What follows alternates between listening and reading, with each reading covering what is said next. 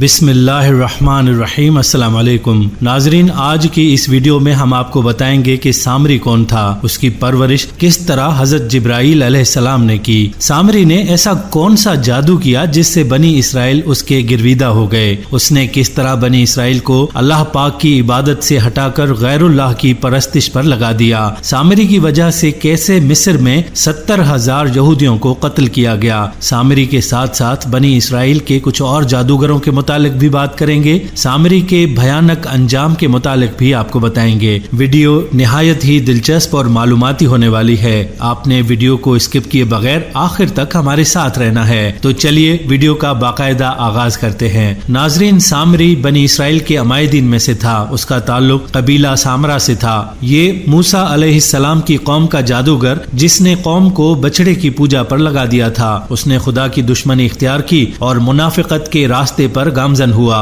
قرآن میں اس کا نام سورہ طٰہٰ کی آیت نمبر 85، 87 اور 95 میں 3 بار استعمال ہوا۔ ناظرین، یہاں آپ کو سامری کی پیدائش کے متعلق بتاتے چلیں۔ یہ 1520 قبل مسیح کی بات ہے۔ مصر پر فرعون بادشاہ مرنفتہ ثانی کی حکومت تھی۔ بعض نے اس کا نام منفتح بھی لکھا ہے، اور وہ والد رمسس کے بڑھاپے کی وجہ سے عملاً حکمران بنا ہوا تھا۔ خدائی کا دعوے دار یہ بادشاہ بڑا ظالم و جابر تھا۔ اس نے بنی اسرائیل کو اپنا غلام بنا رکھا تھا، حالانکہ وہ حضرت یوسف علیہ السلام کے زمانے سے وہاں رہائش پذیر تھے۔ حضرت یوسف علیہ السلام نے اپنے والد حضرت یعقوب علیہ السلام اور اپنے بھائیوں کے لیے ایک قطع زمین اس وقت کے فرعون بادشاہ ریان بن ولید سے حاصل کیا تھا۔ حضرت یعقوب کی یہی نسل بنی اسرائیل کہلائی، جو مصر میں خوب پھلی پھولی۔ یہ لوگ حضرت یعقوب علیہ السلام کے دین کے پیروکار تھے، چنانچہ اس وقت اللہ کے نزدیک یہ سب سے بہتر جماعت تھی۔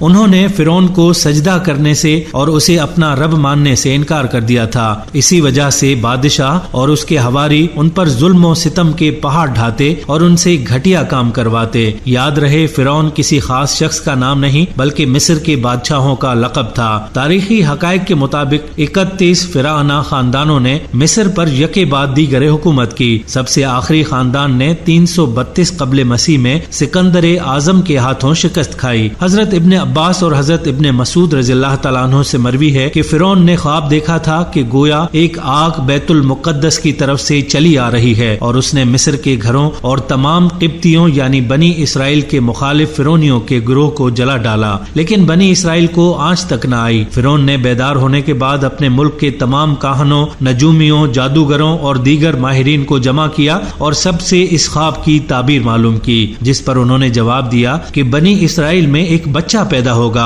اور اس کے ہاتھوں اہل مصر کی ہلاکت ہوگی۔ بنی اسرائیل کے ہاں بھی شروع ہی سے یہ بات مشہور تھی کہ انہی میں ایک بچہ پیدا ہوگا جو بڑا ہو کر فرعون کا تختہ الٹے گا، اور بنی اسرائیل کے پاس مصر کی باغ ڈور آئے گی۔ شاہی نجومی کی پیشگوئی نے تخت شاہی پر براجمان فرعون کے بدصورت چہرے کو مزید بھیانک کر دیا تھا۔ درباری و مصائب ہاتھ باندھے سر جھکائے بادشاہ کے کسی خوفناک حکم کے منتظر تھے کہ اچانک پرہیبت دربار کے وحشت زدہ ماحول میں فرعون کی غضبناک آواز گونجی، بنی اسرائیل کے تمام نوزائیدہ اور پیدا ہونے والے لڑکوں کو ذبح کر دیا جائے، کوئی لڑکا زندہ باقی نہ بچے۔ حکم شاہی کی فوری تعمیل کے لیے درباریوں کی دوڑیں لگ گئیں۔ اسرائیلی بستیوں کے گلی کوچوں میں فرعونی سپاہی گھر گھر تلاشی کے دوران معصوم بچوں کو ذبح کرنے میں مصروف ہو گئے۔ فرعون کے حواریوں اور اس کے سپاہ نے ہر ممکن اقدام اٹھا لیا کہ کوئی نومولود لڑکا زندہ نہ بچ پائے، لیکن اللہ کے فیصلے اٹل ہوتے ہیں۔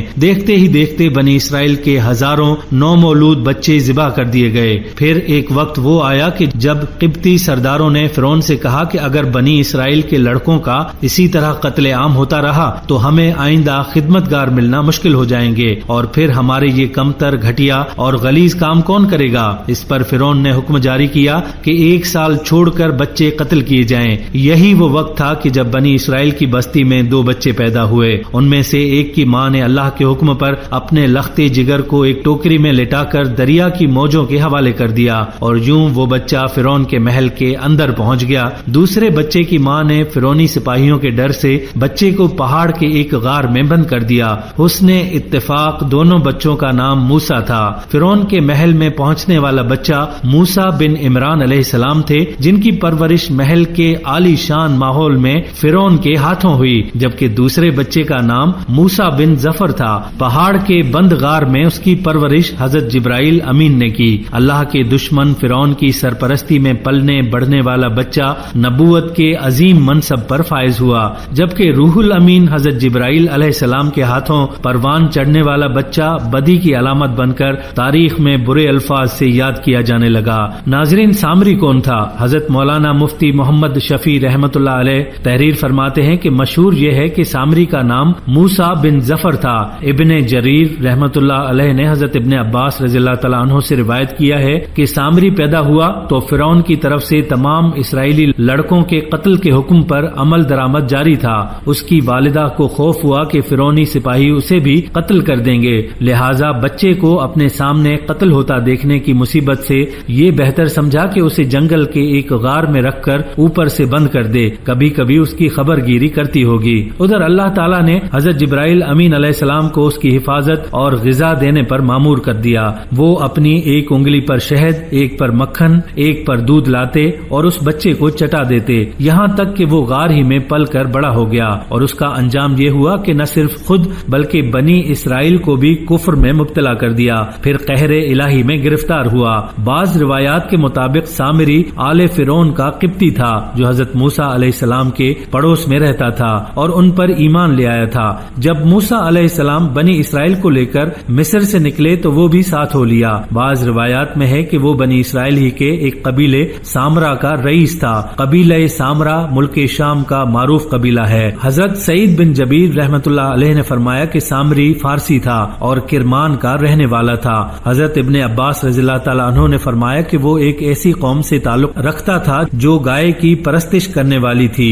وہ کسی طرح سے مصر پہنچ گیا تھا اور بظاہر دین بنی اسرائیل میں داخل ہو گیا تھا، مگر اس کے دل میں نفاق تھا۔ حاشیہ قرطبی میں ہے کہ سامری ہندوستان کا ہندو تھا جو گائے کی عبادت کرتے ہیں۔ وہ موسیٰ علیہ السلام پر ایمان لایا لیکن بعد ازاں کفر کی طرف لوٹ گیا، یا پہلے ہی سے اس نے منافقانہ طور پر ایمان کا اظہار کیا، واللہ عالم۔ ناظرین، ادھر جب فرعون بحیر احمر میں غرق ہو چکا تھا لیکن حضرت موسیٰ علیہ السلام کی قوم کے بہت سے لوگوں کو اس کے غرق ہونے کا یقین نہیں آتا تھا، تو حضرت موسیٰ علیہ السلام نے دعا فرمائی اور اللہ تعالیٰ کے حکم سے دریا نے اس کی لاش کو باہر خشکی پر پھینک دیا۔ سورہ یونس آیت نمبر 92 میں ارشاد باری تعالیٰ ہے، آج ہم تیری لاش کو پانی سے نکال لیں گے تاکہ تو ان کے لیے نشان عبرت ہو جو تیرے بعد ہیں، اور بہت سے لوگ ہماری نشانیوں سے بے خبر ہیں۔ حضرت موسیٰ علیہ السلام فرعون کے غرق ہونے کے بعد بنی اسرائیل کے ساتھ بحیر احمر پار کر کے وادی سینا کی جانب چلے۔ اللہ نے بنی اسرائیل کی ہدایت و رہنمائی کے لیے حضرت موسیٰ علیہ السلام کو آسمانی کتاب دینے کا فیصلہ فرمایا اور انہیں 30 راتوں کے لیے کوہ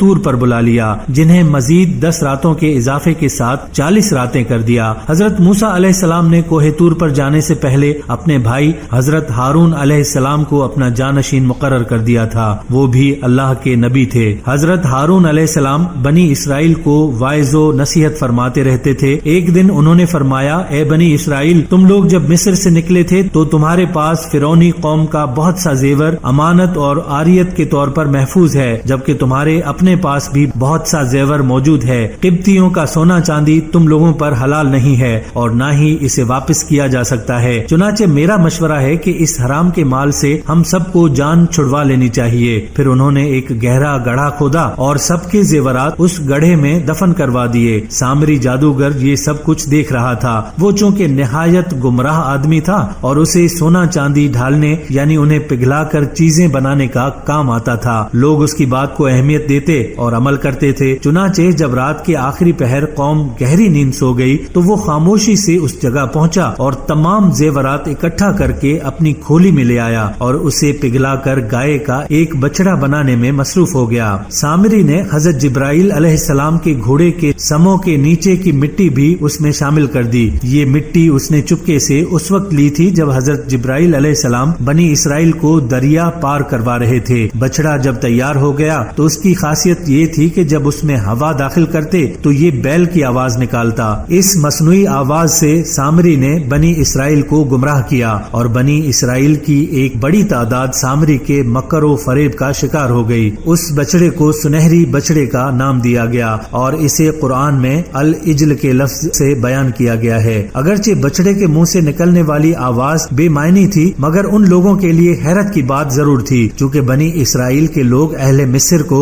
گائے کی پوجا کرتے ہوئے دیکھ چکے تھے، اس لیے عبادت کے اس طریقے سے وہ پہلے سے ہی آشنا تھے، اور وہ حضرت موسیٰ علیہ السلام سے بچڑے کی شکل کے بت بھی مانگ چکے تھے۔ پھر فرعون کے غرق ہونے کے بعد شام کی طرف جاتے ہوئے ان کا گزر قوم عمالقہ پر ہوا، جو گائے کی شکل کے بت پوجتے تھے، اس لیے انہوں نے سامری کے بہکانے پر بچڑے کی پوجا میں جلد بازی کی۔ چند لوگوں کے سوا تمام اسرائیلی اس بچڑے کی پوجا کرنے لگ گئے۔ ناظرین، اسرائیلیوں کو سونے کا یہ گوشالہ اتنا اچھا لگا کہ ہارون علیہ السلام کے واعظ و نصیحت کی بھی کوئی پرواہ نہیں کی اور بچڑے کی تعظیم و عبادت چھوڑنے سے انکار کر دیا۔ انہوں نے جواب دیا، ہم تو موسیٰ علیہ السلام کے واپس آنے تک اسی کے مجاور بنے بیٹھے رہیں گے۔ سورہ طٰہٰ آیت نمبر 91۔ ناظرین، ادھر کوہ طور پر اللہ تعالیٰ نے حضرت موسیٰ علیہ السلام کو اطلاع دی کہ اے موسیٰ، سامری نے تیری قوم کو گمراہی میں ڈال دیا ہے۔ ارشاد باری تعالیٰ ہے، ترجمہ، اے موسیٰ، ہم نے تیری قوم کو تیرے پیچھے آزمائش میں ڈال دیا ہے اور انہیں سامری نے بہکا دیا ہے۔ سورہ طٰہٰ آیت نمبر 85۔ باری تعالیٰ نے جب موسیٰ علیہ السلام کو یہ اطلاع دی تو وہ سخت غم و غصے میں آ گئے، کیونکہ ان کی قوم نے ان سے وعدہ کیا تھا کہ ان کی کوہ طور سے واپسی تک وہ اللہ کی اطاعت و عبادت کرتے رہیں گے، لیکن نہ تو انہوں نے حضرت موسیٰ علیہ السلام کی واپسی کا انتظار کیا اور نہ ہی حضرت ہارون علیہ السلام کی بات مانی۔ اس کے برعکس وہ سامری جادوگر کی ہدایت پر بچڑے کی پوجا کرتے رہے، یہاں تک کہ اللہ تبارک و تعالی نے حضرت موسیٰ علیہ السلام کو ان کی قوم کو بدعہدی اور گوشالہ پرستی سے آگاہ فرمایا۔ حضرت موسیٰ علیہ السلام جب توریت کی تختیاں لے کر کوہ طور سے واپس ہوئے تو دیکھا کہ قوم سامری کے بچڑے کی پرستش میں مصروف ہے۔ یہ دیکھ کر آپ کو سخت تکلیف پہنچی، فوراً تختیاں ایک طرف رکھیں اور اپنے بھائی کا سر پکڑ کر انہیں اپنی طرف گھسیٹنے لگے۔ حضرت ہارون علیہ السلام نے کہا، اے میری ماں جائے، ان لوگوں نے مجھے بے حقیقت سمجھا اور قریب تھا کہ مجھے قتل کر ڈالتے، تو تم مجھ پر دشمنوں کو مت ہنساؤ۔ سورہ الاعراف آیت نمبر 150۔ حضرت موسیٰ علیہ السلام نے اپنے بھائی سے فرمایا، اے ہارون، انہیں گمراہ ہوتا ہوا دیکھتے ہوئے تجھے کس چیز نے میرے پاس آنے سے روکے رکھا؟ کیا تو بھی نافرمان بن بیٹھا؟ سورہ طٰہٰ آیت نمبر 92 اور 93۔ اس وقت حضرت موسیٰ علیہ السلام نے نہایت غصے کی حالت میں اپنے بھائی کی داڑھی اور سر پکڑ کر جھنجھوڑا اور پوچھا، جس پر حضرت ہارون علیہ السلام نے انہیں اتنا سخت رویہ اپنانے سے روکا۔ ارشاد باری تعالیٰ ہے، ترجمہ، ہارون علیہ السلام نے کہا، اے میری ماں جائے بھائی، میری داڑھی نہ پکڑ اور سر کے بال نہ کھینچ، مجھے تو صرف یہ خیال دامن گیر ہوا کہ کہیں آپ یہ نہ فرمائیں کہ تو نے بنی اسرائیل میں تفرقہ ڈال دیا اور میری بات کا انتظار نہ کیا۔ سورہ طٰہٰ آیت نمبر 94۔ حضرت ہارون علیہ السلام نے کہا کہ قوم میری کسی بات کو نہیں مانتی تھی اور مجھے یہ خیال گزرا کہ اگر میں چلا گیا تو آپ علیہ السلام کہیں گے کہ آپ مجھے اپنا نائب بنا کر گئے تھے، تو میں قوم کو چھوڑ کر آپ کے پاس کیوں چلا آیا؟ حضرت موسیٰ علیہ السلام واپس آتے ہی قوم سے کہنے لگے کہ دیکھو، اللہ تعالیٰ نے تم سے تمام نیک وعدے کیے تھے، تمہارے ساتھ بڑے بڑے سلوک و انعام کیے، لیکن ذرا سے وقفے میں تم اللہ تعالیٰ کی نعمتوں کو بھلا بیٹھے، بلکہ تم نے وہ حرکت کی جس سے اللہ کا غضب تم پر اتر پڑا۔ تم نے مجھ سے جو وعدہ کیا تھا اس کا مطلق لحاظ نہ رکھا۔ اب بنی اسرائیل معذرت کرنے لگے کہ ہم نے یہ کام اپنے اختیار سے نہیں کیا، بات یہ ہے کہ جو زیور فرعونیوں کے ہمارے پاس مستعار لیے ہوئے تھے، ہم نے بہتر یہی سمجھا کہ انہیں پھینک دیں، چنانچہ ہم نے سب کے سب بطور پرہیزگاری کے پھینک دیے۔ ایک روایت میں ہے کہ خود حضرت ہارون علیہ السلام نے ایک گڑھا کھود کر اس میں آگ جلا کر ان سے فرمایا کہ وہ زیور سب اس میں ڈال دو۔ ابن عباس رضی اللہ تعالیٰ عنہ کا بیان ہے کہ حضرت ہارون علیہ السلام کا ارادہ یہ تھا کہ سب زیور ایک ہو جائیں اور پگھل کر ایک ڈلہ بن جائے، پھر جب موسیٰ علیہ السلام آ جائیں جیسا وہ فرمائیں کیا جائے۔ سامری نے اس میں وہ مٹی ڈال دی جو اس نے اللہ کے قاصد کے نشان سے بھری تھی، اور حضرت ہارون علیہ السلام نے کہا، آئیے اللہ تعالیٰ سے دعا کیجئے کہ وہ میری خواہش قبول فرما لے۔ آپ کو کیا خبر تھی؟ آپ نے دعا کی، اس نے خواہش یہ کی تھی کہ اس کا ایک بچڑا بن جائے جس میں سے بچڑے جیسی آواز بھی نکلے، چنانچہ وہ بن گیا اور بنی اسرائیل کے فتنے کا باعث ہو گیا۔ بنی اسرائیل بہکاوے میں آ گئے اور اس کی پرستش شروع کر دی، اس کے سامنے سجدے میں گر پڑتے اور دوسری آواز پر سجدے سے سر اٹھاتے۔ یہ گروہ دوسرے مسلمانوں کو بھی بہکانے لگا کہ دراصل اللہ یہی ہے، موسیٰ بھول کر اور کہیں اس کی جستجو میں چل دیے ہیں اور وہ یہ کہنا بھول گئے کہ تمہارا رب یہی ہے۔ یہ لوگ مجاور بن کر اس کے ارد گرد بیٹھ گئے، ان ان کے دلوں میں اس کی محبت رچ گئی۔ آواز جو نکلتی تھی اس کی وجہ بھی صرف یہ تھی کہ پیچھے کے سوراخ میں سے ہوا گزر کر منہ کے راستے نکلتی اس کی آواز آتی تھی۔ اس بچڑے کا نام انہوں نے بہمود رکھ چھوڑا تھا۔ بھائی ہارون علیہ السلام سے باز پرس کے بعد اب باری تھی سامری کی، جو سر جھکائے قریب ہی کھڑا تھا۔ حضرت موسیٰ علیہ السلام سامری کی جانب متوجہ ہوئے اور سخت لہجے میں پوچھا، سامری تیرا کیا معاملہ ہے؟ تو نے قوم کو بت پرستی پر کیوں لگایا؟ اس نے جواب دیا، میں نے ایسی چیز دیکھی جو اوروں نے نہیں دیکھی، تو میں نے فرشتے کے نقشے پا سے مٹی کی ایک مٹھی بھر لی، پھر اسے بچڑے کے قالب میں ڈال دیا۔ اس طرح میرے دل نے اس بات کو میرے لیے اچھا سمجھا۔ سورہ طٰہٰ آیت نمبر 95-96۔ حضرت جبرائیل علیہ السلام کو دیکھنے کے تعلق سے ایک روایت یہ ہے کہ جس وقت بنی اسرائیل دریا پار کر رہے تھے تو حضرت جبرائیل امین علیہ السلام ان کی مدد کے لیے اپنے گھوڑے پر سوار وہاں موجود تھے۔ دوسری روایت یہ ہے کہ دریا پار ہونے کے بعد حضرت موسیٰ علیہ السلام کو کوہ طور پر آنے کی دعوت دینے کے لیے حضرت جبرائیل امین گھوڑے پر سوار ہو کر تشریف لائے تھے۔ ایک روایت حضرت ابن عباس رضی اللہ تعالی عنہ بیان فرماتے ہیں کہ سامری کی پرورش خود حضرت جبرائیل امین علیہ السلام کے ذریعے ہوئی تھی، جس وقت اس کی ماں نے اسے غار میں بند کر دیا تھا۔ حضرت جبرائیل امین علیہ السلام روزانہ اسے غذا دینے آتے تھے۔ وہ ان سے مانوس تھا اور انہیں پہچانتا تھا، جبکہ دوسرے لوگ نہیں پہچانتے تھے۔ بیان القرآن۔ سامری کے دل میں شیطان نے یہ بات ڈالی کہ حضرت جبرائیل امین کے گھوڑے کے قدم جس جگہ پڑتے ہیں وہاں کی مٹی میں حیات و زندگی کے خاص اثرات ہوتے ہیں، یہ مٹی اٹھا لی جائے۔ چنانچہ سامری نے وہ مٹی اٹھا لی۔ یہاں اس بات کا بھی تذکرہ ملتا ہے کہ سامری نے حضرت ہارون علیہ السلام سے بھی دعا کروائی تھی کہ میں اپنے ہاتھ میں جو کچھ ہے وہ اس میں ڈالتا ہوں، شرط یہ ہے کہ آپ یہ دعا کریں کہ جو میں چاہتا ہوں وہ ہو جائے۔ حضرت ہارون علیہ السلام اس کے نفاق اور گوسالہ پرستی سے واقف نہ تھے، لہٰذا دعا کروا دی اور اس نے وہ نشان قدم کی خاک اس میں ڈال دی، تو حضرت ہارون علیہ السلام کی دعا سے اس میں حیات کے آثار پیدا ہو گئے۔ ناظرین، حضرت موسیٰ علیہ السلام نے سامری کے لیے جو سزا تجویز کی اسے قرآن کریم نے یوں بیان فرمایا ہے۔ ترجمہ، کہا اچھا جا دنیا کی زندگی میں تیری سزا یہی ہے کہ تو کہتا رہے مجھے نہ چھونا، اور ایک اور بھی وعدہ تیرے ساتھ ہے جو تجھ سے ہرگز نہ ٹلے گا، اور اب تو اپنے اس معبود کو بھی دیکھ لینا جس کا تو اعتکاف کیے ہوئے تھا، ہم اسے جلا کر ریزہ ریزہ کر کے دریا میں اڑا دیں گے۔ سورہ طٰہٰ آیت نمبر 97۔ اور پھر ایسا ہی ہوا، وہ ایسی خطرناک بیماری میں مبتلا ہو گیا کہ ساری عمر یہی کہتا رہا مجھ سے دور رہو، مجھے نہ چھونا، اس لیے کہ اسے چھوتے ہی چھونے والا اور سامری دونوں شدید بخار میں مبتلا ہو جاتے، اس لیے جب وہ کسی انسان کو دیکھتا تو فوراً چیخ اٹھتا لا مساسا۔ پھر وہ انسانوں کی بستی سے نکل کر جنگل میں چلا گیا جہاں اس نے جانوروں کے ساتھ حیوانوں کی طرح زندگی گزاری اور یوں عبرت کا نمونہ بنا رہا۔ گویا دنیا میں لوگوں کو گمراہ کرنے کے لیے جو شخص جتنا مکر و فریب، جھوٹ، فراڈ اختیار کرے گا، دنیا و آخرت میں اس کی سزا بھی اسی حساب سے شدید تر اور نہایت عبرتناک ہوگی۔ بنی اسرائیل کی دوسری حماقت دیکھیے کہ چھوٹے گناہ سے بچنے کے لیے بڑا گناہ کر لیا، پھر حضرت موسیٰ علیہ السلام کے سمجھانے سے ہوش آیا اور نادم ہوئے اور اپنی گمراہی کا یقین کر کے توبہ استغفار کرنے لگے، اور حضرت موسیٰ علیہ السلام سے دریافت کیا کہ ہماری توبہ کیسے قبول ہوگی۔ حکم ہوا کہ آپس میں ایک دوسرے کو قتل کرو۔ موسیٰ علیہ السلام نے انہیں حکم الہی سنایا اور جن جن لوگوں نے بچڑا پوجا تھا انہیں بٹھا دیا اور دوسرے لوگ کھڑے رہ گئے اور قتل کرنا شروع کیا۔ قدرتی طور پر اندھیرا چھایا ہوا تھا، جب اندھیرا ہٹا تو انہیں روک دیا گیا۔ شمار کرنے پر معلوم ہوا کہ 70,000 آدمی قتل ہو چکے ہیں اور ساری قوم کی توبہ قبول ہوئی۔ یہ ایک سخت فرمان تھا جس کی ان لوگوں نے تعمیل کی اور اپنوں اور غیروں کو یکساں تگ و تہ کیا، یہاں تک کہ رحمت الہی نے انہیں بخشا اور موسیٰ علیہ السلام سے فرما دیا کہ اب بس کرو۔ مقتول کو شہید کا اجر دیا اور قاتل کی اور باقی ماندہ تمام لوگوں کی توبہ قبول فرمائی اور انہیں جہاد کا ثواب دیا۔ ناظرین، یہاں آپ کو ایک اور اختلاف رائے کے متعلق بھی بتاتے چلیں کہ کچھ کے نزدیک سامری نام ہے اور کچھ کے نزدیک یہ قومیت ہے۔ تفسیر ماجدی میں مولانا عبد الماجد دریابادی تحریر کرتے ہیں کہ بعض محققین کے نزدیک السامرہ بنی اسرائیل کے قبائل میں سے ایک قبیلہ تھا